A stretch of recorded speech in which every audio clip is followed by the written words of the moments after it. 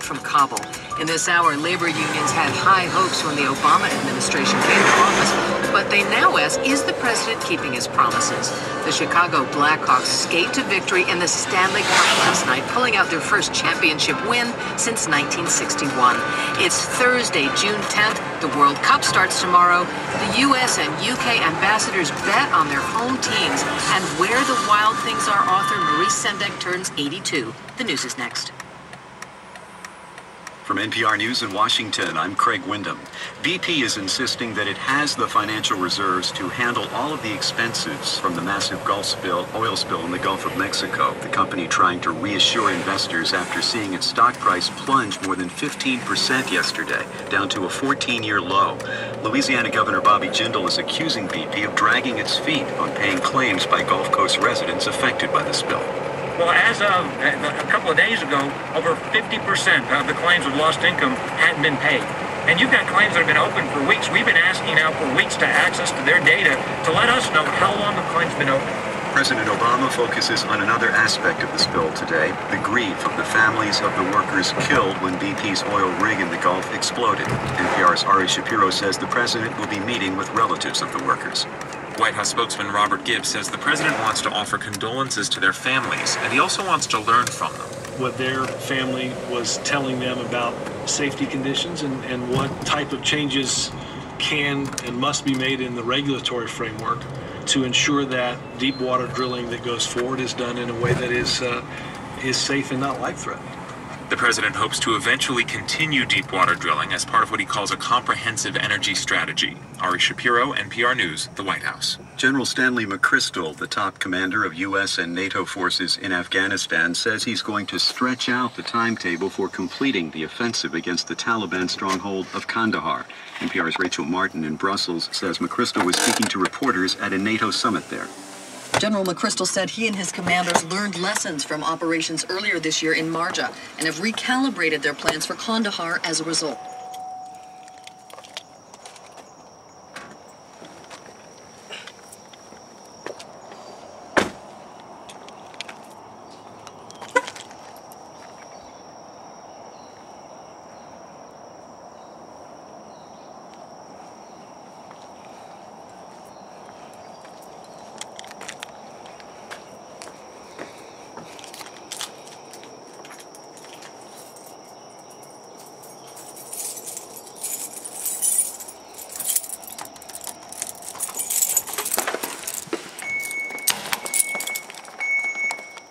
Disarm system now.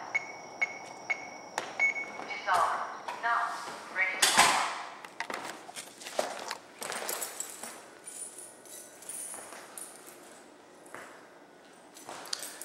Alright, so this is the downstairs room and bathroom here.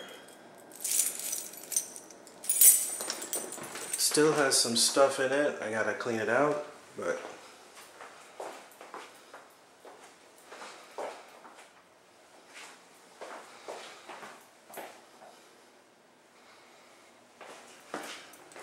and the adjacent room.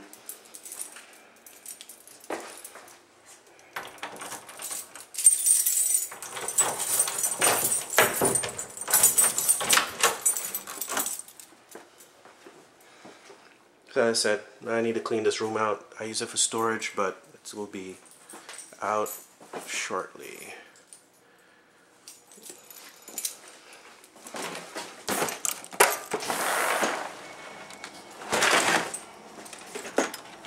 As I said, the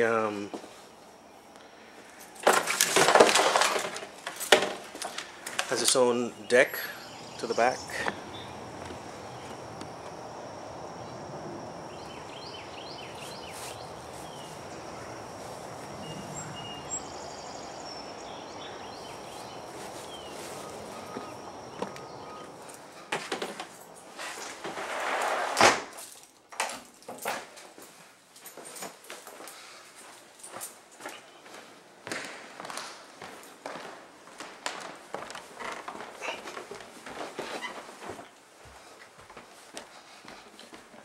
Two upstairs rooms.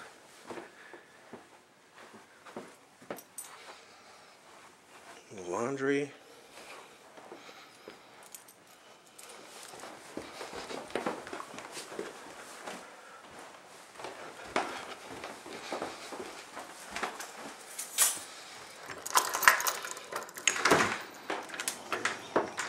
and the upstairs deck.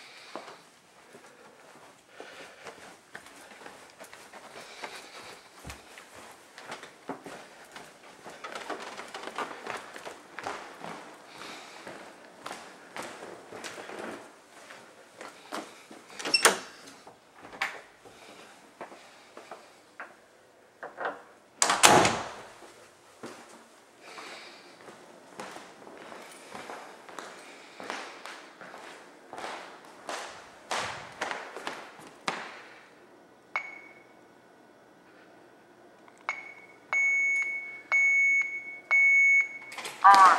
Away. Exit. Now.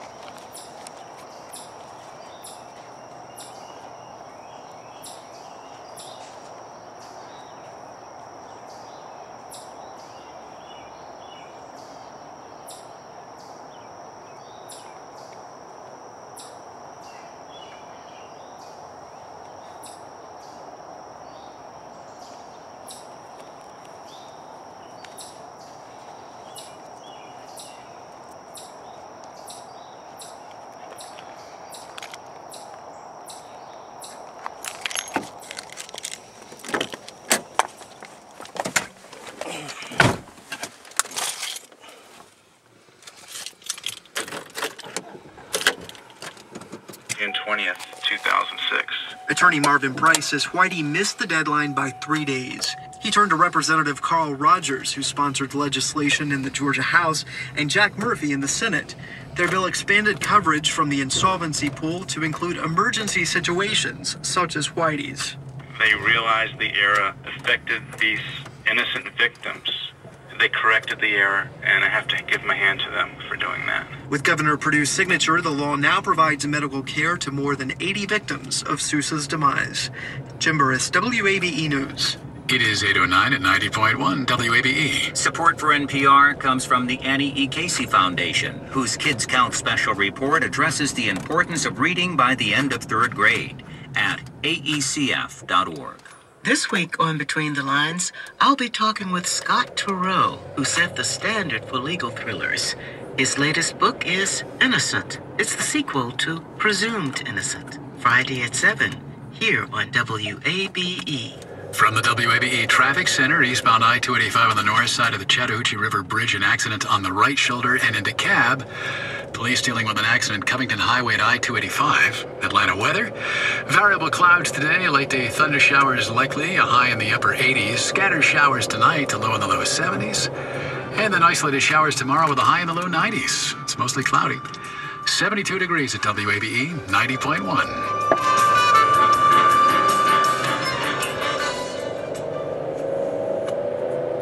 It's Morning Edition from NPR News. I'm Steve Inskeep. And I'm Deborah Amos.